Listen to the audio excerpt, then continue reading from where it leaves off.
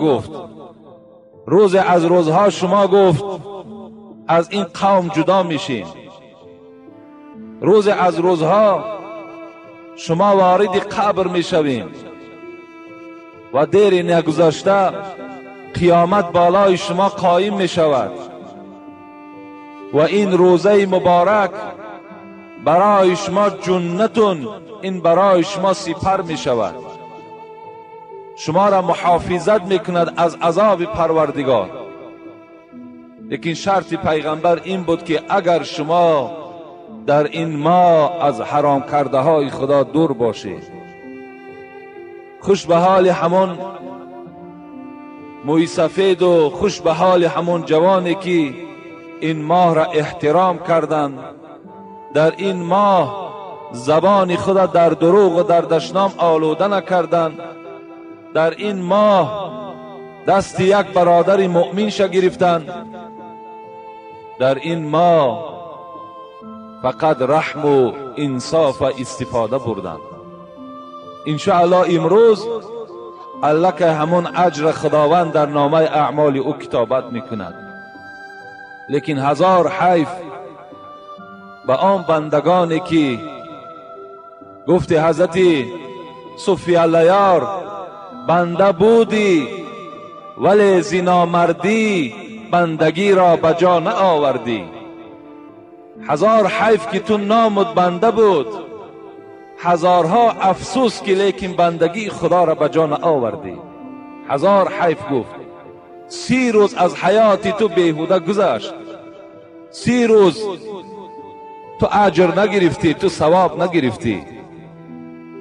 لیس الصیام من الاکل والشرب انما الصیام من اللغو والرفث و ان ثابك احد فقل انی صائم انی صائم. پیغمبر گفتند ای امتان من، شما تصور نکنین که معنای روزه این باشد که فقط شما از ساعت 4 سحر تا ساعت 6 بیگاه طعام نخوردین، چای ننوشیدین، تمام روزه بجا آمد. بلکه رسول اکرم روزه را شرح دادند که روزه این است که شما باید که از تمام کارهای بیهوده باز می ایستادین، که همه شما کارهای بیهوده را می دانین. کار بیهوده این بینمازی است، کار بیهوده تنبلی در نماز است، خواه میخوانیش خواه نمیخوانیش.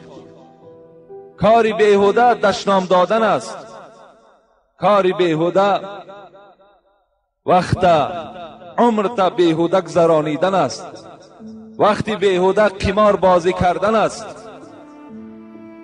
و دیگر عملهای ناشایسته. رسول اکرم میگوید حتی اگر شخص تو را دشنام دهد در ماه رمضان باید جواب تو چی باشد؟ اینی صائم اینی صائم. ای برادر من روزدار هستم، من روزدار هستم. حتی در ماه رمضان اجازت نیست که در دوام دشنام ما و شما جواب دشنام بگردانیم. حضرت علی رضی الله عنه را در روایت ها میارند که وقتی از عیدگاه گشت مثل شما نماز خواند و رفت خاندانش، نزد فاطمه رفت، نزد امام حسن و امام حسین رفت و در بعض روایت ها دیگر صحابه پیغمبر مثال میارند که میگوید یک توده خاکستر را گرفت و بالای سرش پاش داد. تمام مردم حال این حضرت دیدن حیرت دماندن، گفتن ای دوستدار پیغمبر، ای محب الله، امروز روزی هست که باید در چهره های ما خنده باشد، تبسم باشد. این چه عمل است که از تو سر زد؟ حضرت گریان شدند و گفتند من هم میدانم که امروز روز اجر گرفتن است، امروز روز ثواب گرفتن است. امروز قدر من در نزد پروردگار بلند شدن است، لیکن از یک عمل می ترسم. آیا این روزه من در نزد پروردگار قبول شد یا نه؟ از این عمل من می ترسم. از این خاطر ما و شما باید دعا کننده به سوی پروردگار ما باشیم که خدایا این یک ماهی که ما روزه داشتیم، این یک ماهی که تا حد امکان خودداری کردیم، خدایا این در نامه اعمال مان همچون روزدار کتابت کند و خدا کند که روز قیامت از جمله روزداران ما و شما سر برداریم، تا که این روزه الصوم والقرآن یشفعان للعبد یوم القیامت، زیرا که روزه در روز قیامت صاحب خودش را، کسی که در دنیا احترامش کرده است، شفاعت میکند، از پروردگارش زاره میکرده است، تولا میکرده است که خدای آن کسانی که مرا در دنیا احترام کردند، من طلب دارم که اونها را بر من بسپار، من اونها را شفاعت کنم.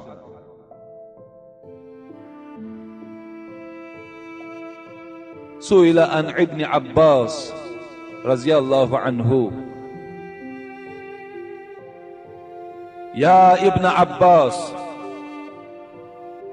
ما خیر الایام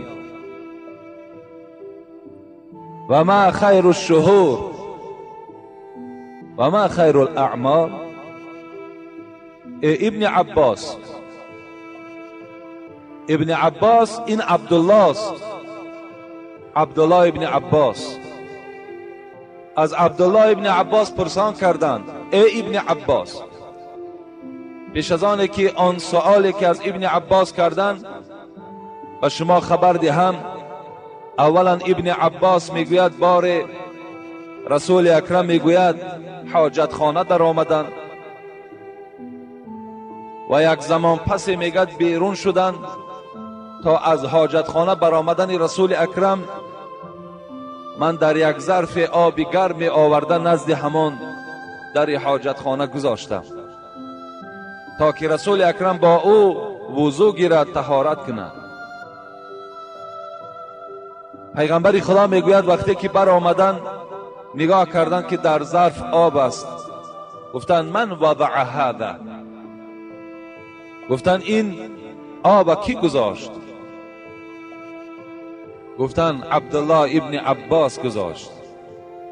رسول اکرم میگه دست برداشتن گفتند اللهم فقیه فی الدین، پروردگارا گفت این عبدالله ابن عباس که مرا احترام کرد و برای طهارت کردن من در این ظرف که آب آورد، خدای مهربان گفت او را عالمی در اسلام بگردان، او را عالمی مسئله گو کن، او را عالمی بگردان که در بین مردم موعظه کند. و دعای پیغمبر خدا در حق این عبدالله ابن عباس قبول شد. چنان عالم شد که مثلش در زمان ابن عباس وجود نداشت. مفسر قرآن، محدث، فقیه، حکیم، این عبدالله ابن عباس بود. وقتی از او پرسیدند ای عبدالله، پیروان بعد از پیغمبر خدا گذشتند، ما از تو 3 سوال داریم، میخواهیم که سوال کنیم.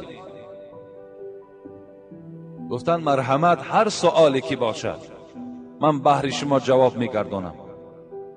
گفتند برای ما خبر بده که بهترین روز کدام روز است؟ آن دوستهای خدا بهترین روزها را میکافتند، بهترین ماهها را میجستند، بهترین عملها را میجستند، کنی در کدام عمل ثواب زیاد است که با او چنگ زنند. افسوس که امروز این سوالها دیگر نیز تکرار میشود.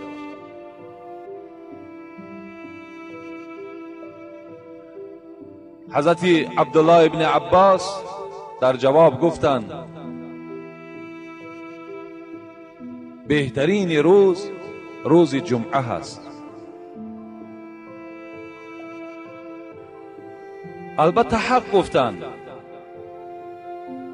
زیرا که پیغمبر خدا میگوید خیر یوم طلعت علیه الشمس یوم الجمعه فیه خلق آدم و فیه ادخل الجنه و فیه اخرج منها.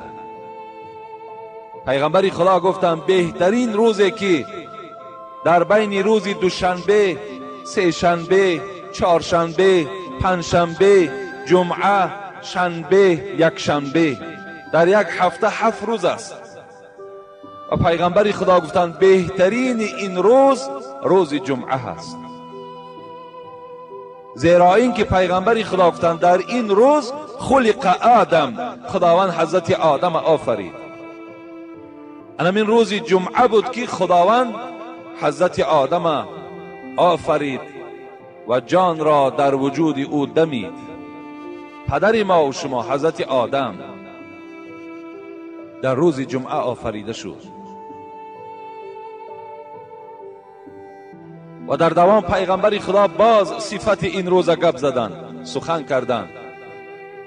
در این روز گفت بعد که خداوند آدم آفرید باز وارد جنتش کرد. در همین روز بود که باز با سبب خطایی حضرت آدم در همین روز جمعه خداوند حضرت آدم از جنت بیرون کرد. در دیگر حدیث های پیغمبر خدا می آید که در همین روز قیامت قائم می شود. در همین روز ساعتی هست که اگر انسان به سوی خدا دعا کند خداوند دعای او را قبول می سازد. برادرای عزیز، این افضل ایامکم یوم الجمعه، پیغمبر می گوید بهترین روز در بین هفته روز جمعه هست. فردا جمعه می آید. بیایید ما و شما چنان بنده شویم، چنان اطاعت کننده به سوی پروردگار شویم که فقط یک ماه رمضان در عبادت ما و شما انجام نیابد. باید چنان عبادت کنیم که تا که در نزد پروردگار ما و شما خوب پذیرفته شود. امروز عید خواندیم، با همین تمام اعمال خیر ما پوشانیدیم تا سال دیگر. آیا همین بندگی است؟ این بندگی نیست. فردا جمعه می آید. خداوند در قرآن مخصوص سوره جمعه دارد: یا ایها الذین آمنوا اذا نودی للصلاة من یوم الجمعه فاسعوا الى ذکر الله و ذروا البیع ذلکم خیر لکم ان کنتم تعلمون. خداوند میگوید فردا روز جمعه می شود و مؤذن اذان می دهد، فریاد می زند حی علی الصلاة حی علی الفلاح، بیایید به سوی نماز جمعه. فاسعوا الی ذکر الله. خداوند میگوید شما باید که سعی کنین، کوشش کنین، کارهاتان جمع کنین و به نماز جمعه حاضر شوین. ذالکم خیر لکم ان کنتم تعلمون. اگر شما گویین که ما اهل خرد هستیم، ما اهل مدنیت هستیم، ما اهل فرهنگ هستیم، ما فهمیش داریم، ما بنده پروردگار هستیم، ما با عقل هستیم، خداوند میگوید که در این ساعت جمعه باید همه شما در نماز جمعه باشین. این برای شما فایده آور است، این برای شما بهبودی میارد، این برای شما عزت است، هم در دنیا هم در آخرت.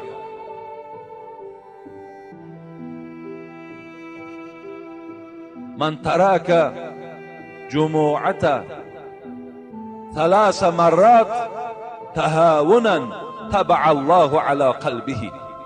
پیغمبر خدا گفتند ای امتان من، اگر از روی تنبلی، یعنی همه شرایط برای شما مهیا هست، لیکن شما از روی تهاونا تنبلی می شود، از روی تنبلی اگر 3 جمعه اگر اشتراک نکردین، طبع الله علی قلبه. یقین دانین که خداوند در بالای دل شما مهر سیاه میزند تا آخر دیگر تو ایمان به سلامت برده نمیتونی. یک مهر سیاه در بالای دل شما زده می شود. دل شما روز به روز سیاهیش انکشاف می یابد و شما از خدا و پیغمبرتان دور میشین. اگر 3 جمعه را شما تهاونا از روی تنبلی اگر ترک کنید، بهترین روز حضرت عبدالله ابن عباس خبر دادن که این روز جمعه هست. دوام دادن حضرت: ای عبدالله، بهترین ماه کدام ماه هست؟ حضرت گفتن بهترین ماه رمضان است. این ماهی که الحمدلله از ما و شما سپری شد و ما و شما او را احترام کردیم، روزه داشتیم. حضرت عبدالله گفتن بهترین ماه رمضان است. برای چی؟ شهر رمضان انزل فیه القرآن. این ماه را یک فضیلت دیگرش همین است، بازم آن که مغفرت گناه بنده می شود. قرآن هدایتگر عالمیان. نقش قرآن چون در این عالم نشست، نقش های کاهین و پاپا شکست. راست گویم آنچه در دل مضمر است، این کتاب نیز چیزی دیگر است. این چیزی دیگر در همین ماه مبارک رمضان از لوح المحفوظ به آسمان دنیا آمد. حضرت عبدالله را گفتند: ما خیر الاعمال؟ بهترین عمل کدام عمل است؟ حضرت عبدالله چی گفتند؟ گفتند الصلاة لوقتها. نماز در وقت خودش خواندن این بهترین عمل است. حضرت عبدالله هر سخنی میگفتند از روی حدیث های پیغمبری خدا میگفتند، از روی آیه های قرآن میگفتند. عبدالله ابن مسعود میگوید: قلت یا رسول الله، ای پیغمبری خدا، بهترین عمل کدام عمل است؟ حبیب خدا چی گفتند؟ الصلاة لوقتها. بهترین عمل شما ای بندگان خدا نماز در وقتش خواندن، این بهترین عمل است.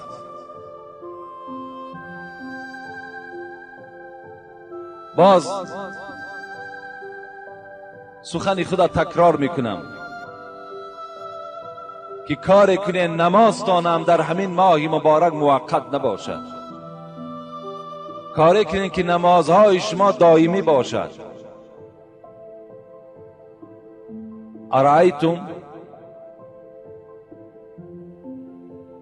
لو ان نهرا في باب احدكم يغتسل منه كل يوم 5 مرات هل يبقى من درنه شيء؟ قالوا لا يا رسول الله لا يبقى من درنه شيء. قال فكذلك مثل صلوات الخمس يمحون الله تعالى بهن الخطايا. يمحو الله بهن الخطايا. پیغمبر خدا گفت ای امتان من، تصور کنین که در نزد خاندان شما یک دریای هست. اگر شما در یک روز در همون دریا 5 بار اگر غسل کنید، 5 بار اگر آبازی کنید، هل یبقى من درنه شیء؟ آیا در وجود شما یگان چرک باقی میماند؟ گفتن نه یا رسول الله، 5 بار اگر غسل کنیم از کجا دیگر چرک باقی میماند؟ رسول اکرم گفتن که مثال 5 وقت نماز مثال 5 بار آبازی کردن در دریاست. 5 باره که شما نماز میخوانین از گناه چیزی در وجود شما باقی نمیماند. بهترین عمل است، زیرا که وی مبارزه میبرد با گناه، مبارزه میبرد با خطاهای ما و شما که از بین اونها را دور میکنه. رسول اکرم میگوید مروا اولادکم بالصلاة و هم ابناء 7 سنین واضربوهم و هم ابناء 10 و فرقوا بینهم فی المضاجع. ای امتان من، فرزندهاتان امر به نماز کنید، تا که فرزندهای شما نمازخوان باشند. 7 ساله شدن امر به نماز کنید، 10 ساله شد و نماز نخوان، شما آنها را ضرب کنید، آنها را آداب دهید. امروز کم است آن بندگانی که به فرزندهای خود امر کنند که نماز خوانند. امروز امتان پیغمبر چنان رحم دل شدند که دلش می سوزد که فرزندش بیدار کند و نماز خواند. فکر میکند این رحم دلی است، این سخت دلی است. این رحم دلی نیست. اگر تو رحم می داشتی، اگر تو انصاف می داشتی، او فرزند چکار میکردی؟ دلالتی بر نماز میکردی که فردا این فرزند برای تو دامنگیر نمیشد، برای تو قدر تو را پس در نزد خدا و پیغمبر نمیکرد. تو باید در دنیا این فرزند دلالتی بر نماز میکردی. در یک محله ما موعظه کردیم، شرط نیست بردن نام محله. وقتی این حدیث پیغمبر من تحلیل کردم، یک مرد گفت من یک فرزند دارم در پایتخت کار میکند. یک بار 2 بار گفتمش، به طرف من گشت گفت اگر یک بار دیگر در همین بابت مرا سختگیری میکنی، من دیگر به تو حق نمیتم، من خاندان تو را دیگر تأمین نمیکنم. این پدر به سوی من میگوید که باز اگر من سختگیری در نماز فرزندم کنم، شاید که دیگر رزق روزی مرا ندهد. از این خاطر گو من دیگر باز ایستادم، از همین سخن فرزندم ترسیدم. ما هم با این جوانی خود نگاه نکرده، اگرچه کلان سالم که بودن، گفتی مولوی جنونی کلان سالی ندارد اعتباری، کلان عقلی بود مقبولی باری. ما گفتیم تو از نرساندن رزق ترسیدی، از فرزند ترسیدی، لیکن از پیغمبر و از خدا نترسیدی. آیا تو فکر کردی که رزق در دست هم فرزند توست؟ آیا نمیدانی که اون برکتی که اون فرزند یافته است، اون پول و مالی که او امروز صاحب شده است، همش برکتی توست؟ همش اون دعایی که تو در حق او میکنی، از این خاطر وی صاحب این دولت و سهولت شده است. آیا وی نمیداند اینا؟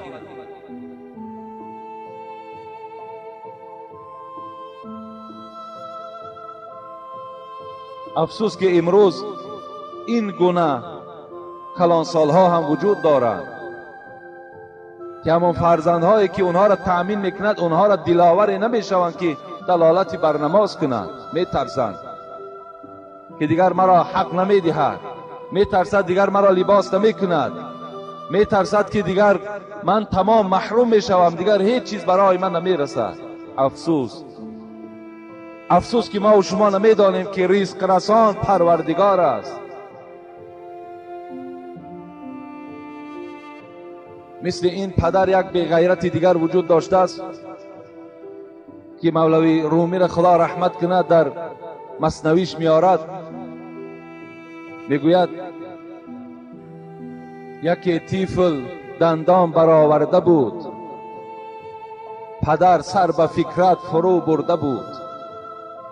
یک پدر آمد نگاه کرد به سوی گهواره‌ای که بچه او خوابیده است، نگاه کرد که این فرزندش الکی دندان برآورده است.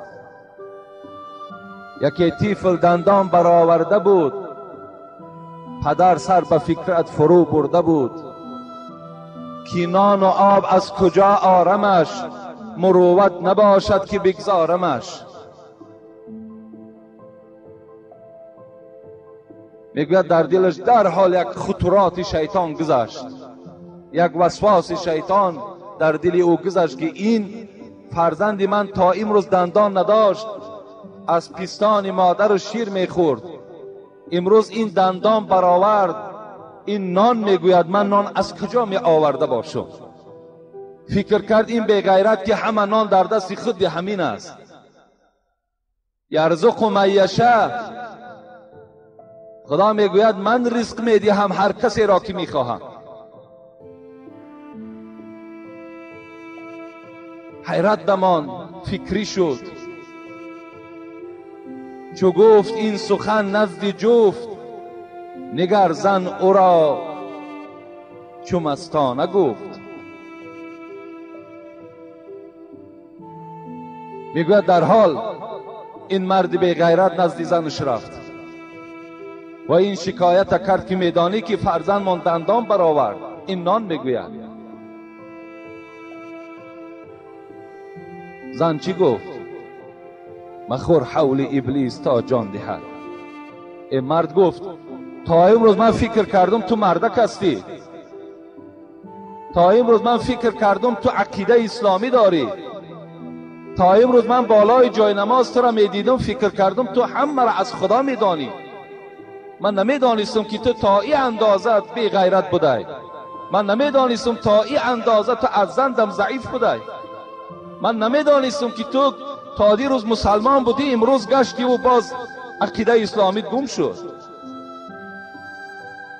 من ندانستم که یک ماه روزه گرفتی و ترک کردی نمازات تا سال دیگر، مثل بعضی مسلمان های ما و شما. من حیرت دماندم تو این قدر مردی دلیر بودی، چی شد؟ مرد حیرت دماند که این زن یگان سیری را میداند. این سیر چی سیر بود؟ زن به او چی جواب گفت؟ مخور حول ابلیس تا جان دهد. این مرد گفت تو از شیطان و وسواسهاش بیدرک هستی. این وسواسهایی که در وجود شما پیدا میکند این همش کار شیطان است. انه لکم عدو مبین. خدا ما را امر کرد و در قرآن خبر مان داد و به ما آشنا کرد که احتیاط چین که شیطان دشمن آشکارای شماست. این وسواسی که در وجود تو پیدا شد این وسواس شیطانی است. مخور حول ابلیس تا جان دهد. زن گفت همان که دندان دهد همان نان دهد. آن ذاتی که گفت دندان ای را برآورد، همان ذات گفت این طفل فراموش نمیکنه. همان ذاتی که ای را به وایه رسانید، همان ذات چیکار میکند؟ باز از پی رزقش است.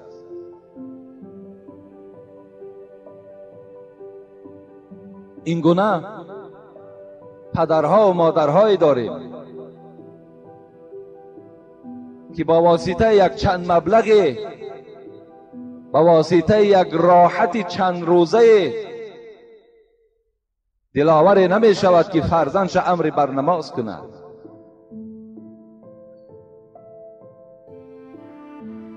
این سه سوال حضرت عبدالله ابن عباس جواب گفتند. بعد از این 3 روز گذشت. این سوال دهنده ها نزد حضرت علی آمدند، داماد پیغمبر.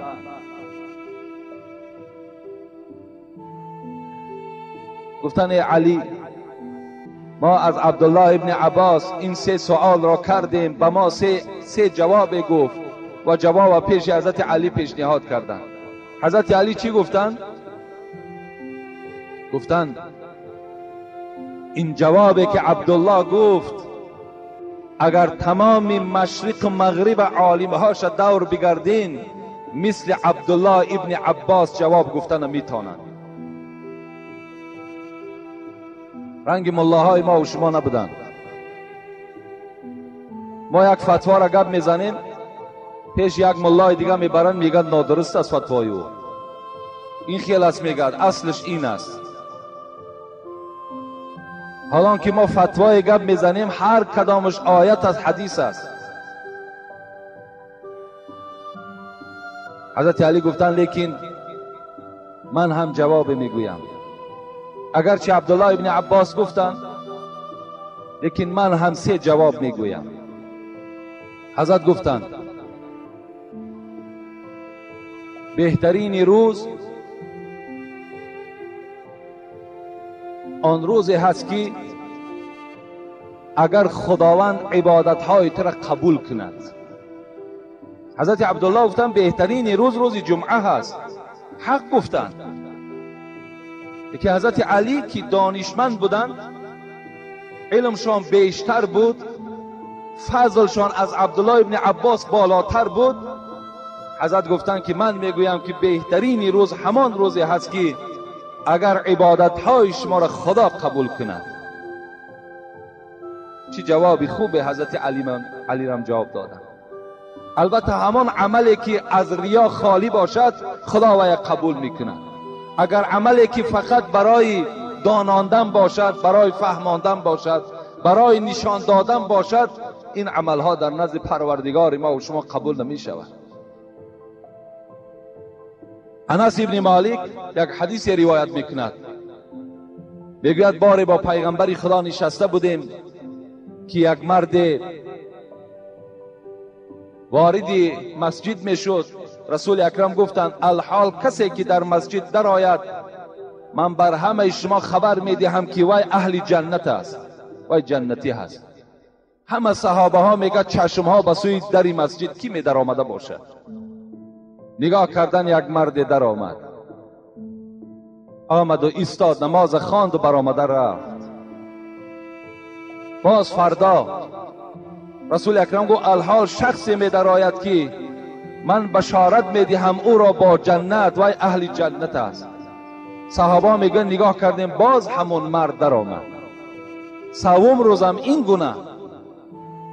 3 روز پیغمبر خدا بشارت به جنت دادن، همون نفر می در آمد.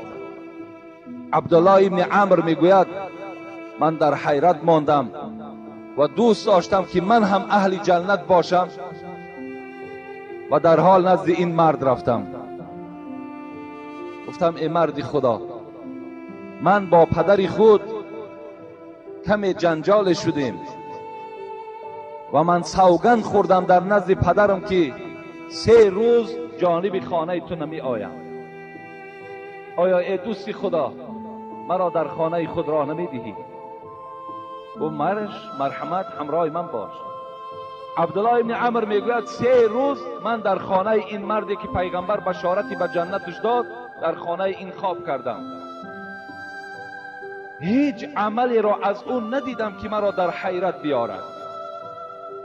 مثل من گفت 5 وقت نمازی با جماعت میخواند و شب تهجد میخواند، دیگر خواب میکرد، دیگر به کار زندگیش وابسته بود. هیچ عبادتهای زیادی نداشت، هیچ ذکرهای زیادی نداشت.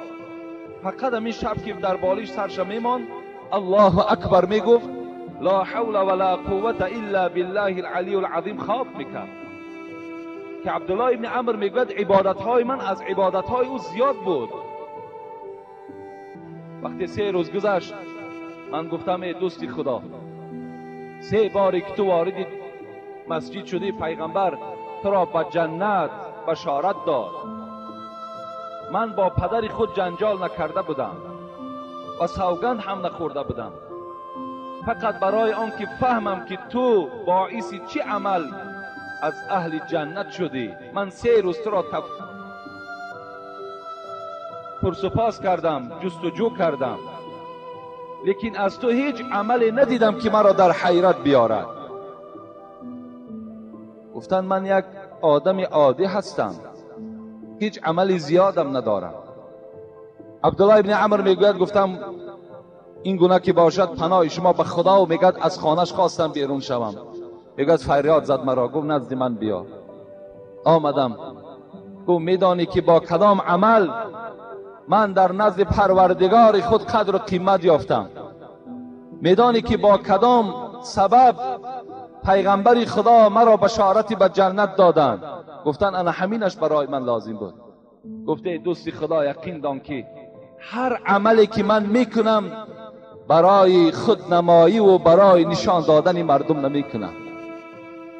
راست از خانه میبرایم، به خدا قسم فقط از برای خدا مسجد میآیم، از برای خدا نماز میخوانم، از برای خدا روزه میگیرم، از برای خدا خیر احسان میکنم، همش از برای خداست.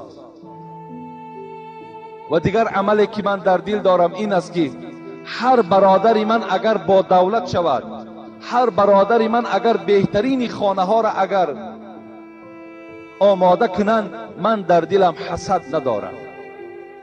این دو عمل گفت مرا از اهل جنت گردانی، از اهل جنت گردانی.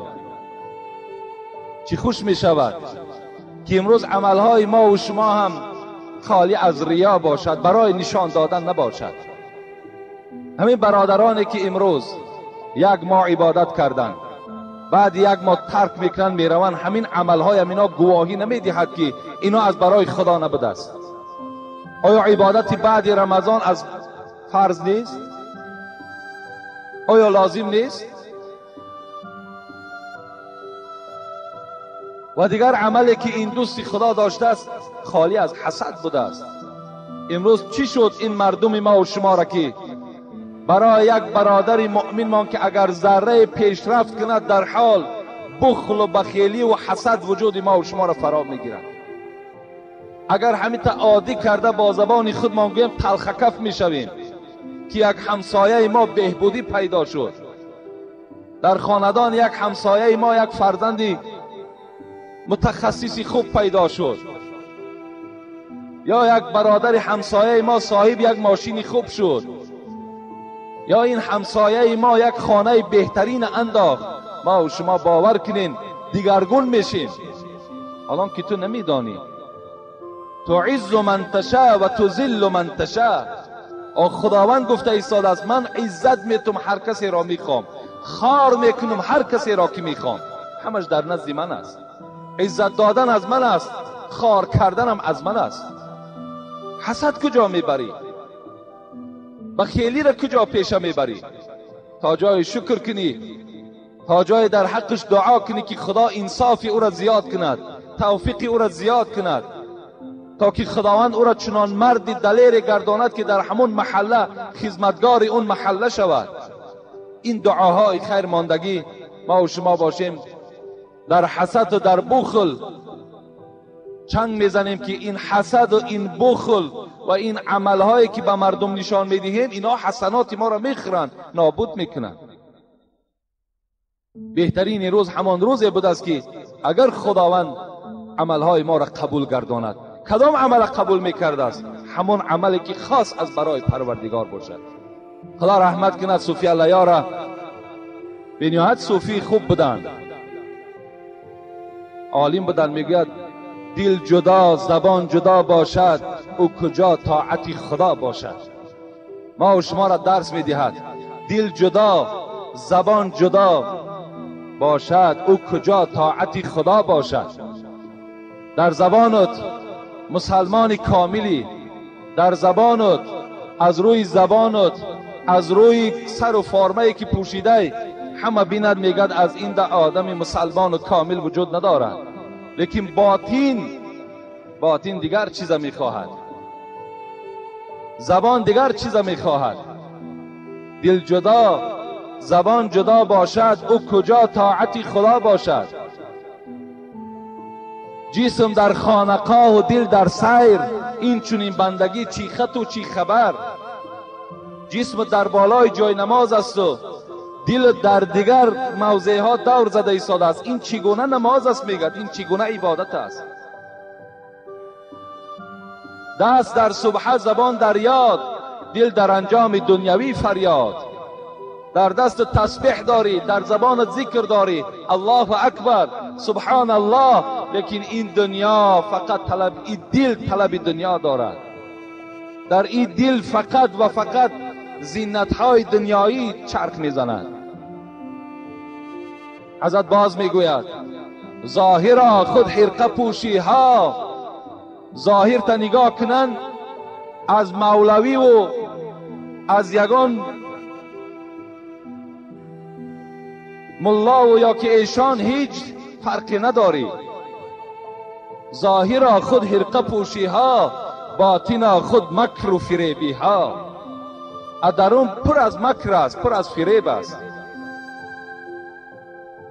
حضرت در آخر برای این گونه طایفه ها چی گفتند؟ این چی طاعت چی بندگی باشد ای انسانی که زبان تو با دل تو برابر نیست.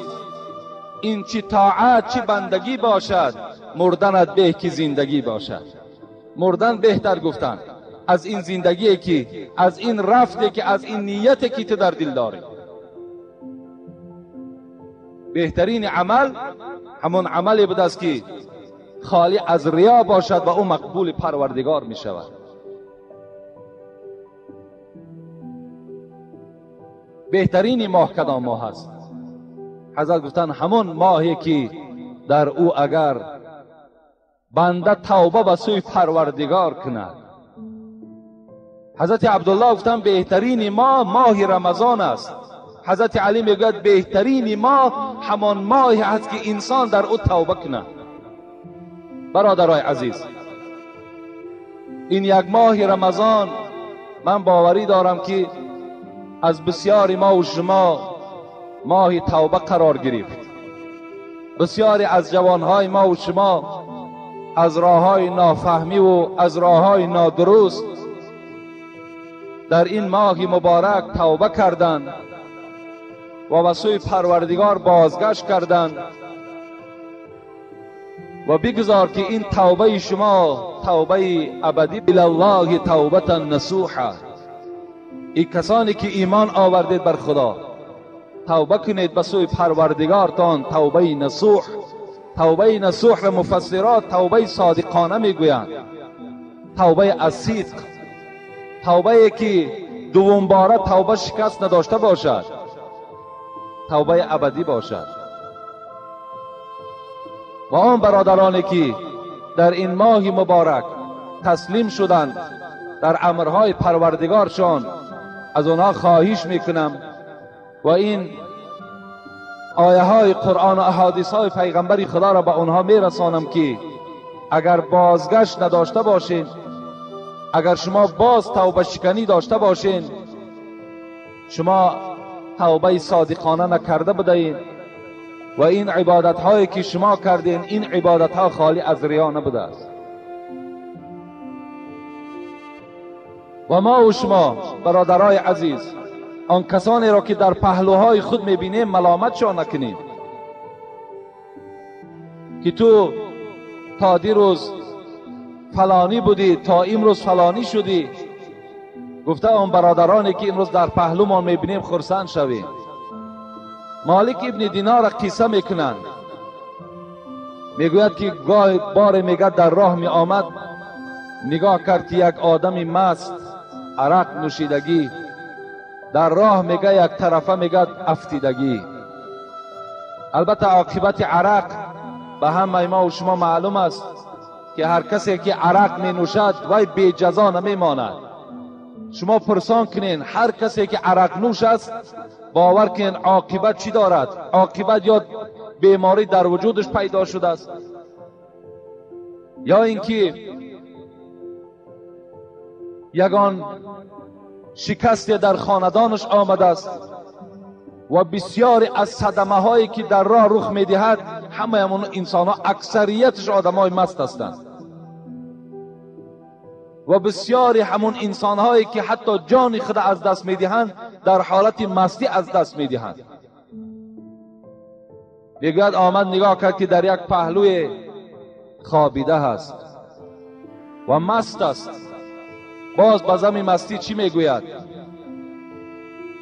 الله اکبر، الله اکبر. میگوید مالک ابن دینار وقتی احوال او را دیدن خیلی نفرت آور بود و گفتن این انسان با این دهان ملوث، با این دهانی که بوی خمر می آید، با این وجود ناپاک خود باز الله اکبر می گوید. این نام محبوب مرا می گوید، این نام را می گوید که من شبن روزن خود الله اکبر می گویم و این جایز نیست که می گوید با این دهانی آلوده از خمر الله اکبر گوید. گویان می رود می گوید در یک ظرف آب می آرد و دهان همین آدم مست می گوید می شوید تازه می کند تا که از زبان همین دهانی شسته همین الله اکبر صادر شود و بالای سر این آدم مست می ایستد و چی می گوید؟ اللهم اهدی هذا المخمور. ای پروردگار حال این بنده به تو معلوم است، ای خدای مهربان این بنده ای خدا از شرمندگی نجات بده. ای پروردگار این بنده ای خودت از خاری نجات بده. خدای مهربان مثل دیگر بندگان دیگر این بنده ای خودم اهل هدایت بگردان. آمین یا رب العالمین. میگوید بیرون میشود. فردا میگوید خواب بود حضرت مالک ابن دینار که در خوابش یک هاتف میگوید یک صدای داد ای مالک تو زبان اون آدم مستی که دوست نداشتی که با اون دهان آلوده خود نام الله را گیرد و تو دهان او را با آب که پاک کردی و دعا کردی، ما که خدای تو هستیم بطن او را درون او را پاکیزه گردانیدیم و او را اهل هدایت گردانیدیم. حضرت مالک میگوید وقتی که من سحر بامداد آمدم نگاه کردم در یک گوشه یک مردی که تاریکا تاریک می آمد. میگوید نگاه کردم در یک گوشه یک مرد زاره دارد، تولا دارد، گریه دارد. خدای مهربان گناههای گذشته مرا مغفرت کن. خدایا هر عمل ناشایسته کردم از حساب جهل بود، از حساب نادانی بود. ای پروردگار مرا مغفرت کن. حضرت مالک میگوید دعای او چنان بر من تأثیر کرد و چنان از دعاش خوشنود شدم وقتی آمدم نزدیک نگاه میکنم همون آدم مستی که دیروز خواب بود همون خداوند هدایت کردگی هست. بین وقتی که خداوند این گونه بنده ها را هدایت میکند و توبه این گونه انسان ها را وقتی قبول میکند، چرا توبه ما و شما را قبول نمیسازد؟ یا در قصه های حضرت عمر میگوید باره در کوچه که می آمد یک جوان از پیش راش برآمد، در تگ کشش میگوید در یک ظرف عرق داشت. وقتی عمر را دید دست و پای او شکست و روبرو آمد. حضرت عمر پرسان کردند ای جوان زیر کش چی داری؟ این جوان میگوید چنان دیگر شکست دل شد و به سوی پروردگار از تحت دل گفت پروردگارا اگر در پیش حضرت عمر خجالتم نکنی، ای پروردگار اگر از دست عمر من نجات بیابم، خدای مهربان به سوی تو توبه کردم دیگر عرق نمی نوشم. ای خدای مهربان این عرق را با یگان اشیای دنیوی مبدل بگردان. این جوان میگوید بعداً گفت ای عمر، گفت ای امیر المؤمنین در زیر کش من سرکه هست. حضرت گفتند کنی نشان بده بر من. وقتی میبرارد میبیند در اصل عرق به سرکه مبدل شده است. محمد غزالی در کتابش میگوید ای انسان ها وقتی مخلوق از مخلوق میترسد و توبه به سوی خدا میکند، خدا توبه را قبول میکند. وقتی شما به سوی خدا وقتی که زاره و تولا کنید، توبه شما را چرا خدا قبول نمیکند؟ توبه شما را قبول میکند. انشاءالله من به همه شما بشارت میتم، کسانی که حتی در همین ماه رمضان نمازخوان شدند، حتی تا این زمان اگر تو عرق نوش بودی، زیناکار بودی، تو بیراهه بودی، امروز تو در نصیحت های ما اشتراک میکنی، امروز تو آدمی میشوی که در جمعیت فایده آور میشوی، تو امروز انسانی میشه که خیرخواهی چی مسلمان ها و خیرخواهی چی تاجیکستان میشوی. الکه برای تو پیغمبری خدا گفت التائب من الذنب کما لا ذنب له. کسی توبه میکند خداوند کل گناه های او را مغفرت میکند. توبه شما را خدا قبول کرد و شما تصور کنید که هیچ گناهی نکردید، همشه پروردگار شسته نابود کرد.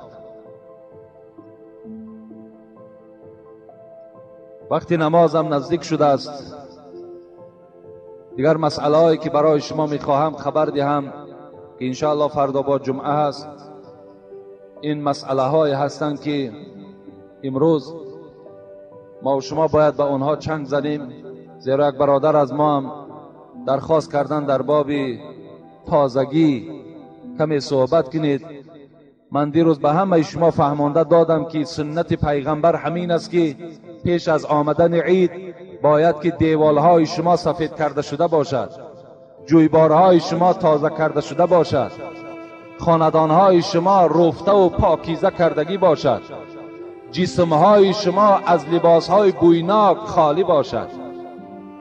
امروز اکثر جوانها یا اکثر برادرهای هستند که وقتی که وارد مسجد می شوند و در جایی که قدم میگذارند از بوی پای آنها دیگر سجده کردن امکانیت ندارد. وقتی که این الله نظیف یحب النظافه باشد، وقتی خداوند پاک از پاکیزگان دوست دارد. جوانای عزیز، امروز زمان شده است که ما و شما پیشرفت کنیم. ما و شما باید پیش رویم.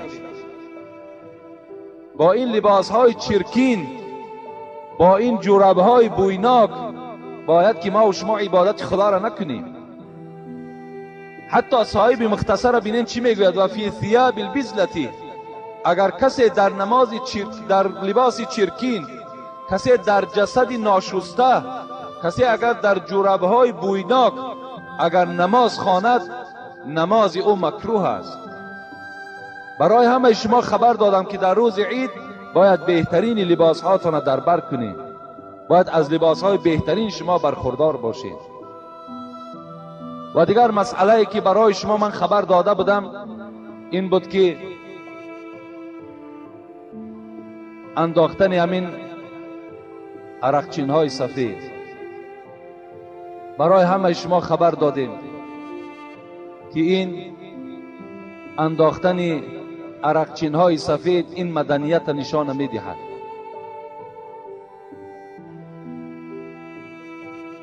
برادرای عزیز، ما و شما باید که در کوچه های شهر وقتی دور می گردیم باید که الحمدلله که امروز ما و شما لباس های ملی خودمان داریم و باید که در کوچه اینم از حساب بگیم اکنون یگان مدنیت ما و شما را یا بهترین لباس ما و شما را نشان دهد، این انداختن این تاقی های سفید از او محسوب نمی شود. شما می توانید که در کوچه های شهر جوانها لباس های بهترین پوشین و سر لیچ می توانید که در کوچه ها دور گردید، از اونه که شما عرقچین سفید در بالای سرتان میکنید. امروز این فرمان شما همه شنیدگی هستید. امروز این مسئله را همه در هر مسجد شنیدگی هستید. مادامی که در همین مسئله امر هست، در همین مسئله سفارش است از همه شما جوانها. من چند بار گفتم، باز از شما پرسان میکنم که اینها را در سرتان نکنید. بهترین لباس ها را در بر کنید، لباس هاتون را زیبا کنید. چی گونه لباسی میپوشین همش لباس ما و شماست. لیکن همین مسئله را در همین مسئله کمی تفکر کنید و همین مسئله را کاری کنید که ما و شما که همین سپارش اجرایش خچ چکار کند، عملی گرداند. باز یک بار دیگر همه شما را با این عید فیتر تبریک و تهنیت میگویم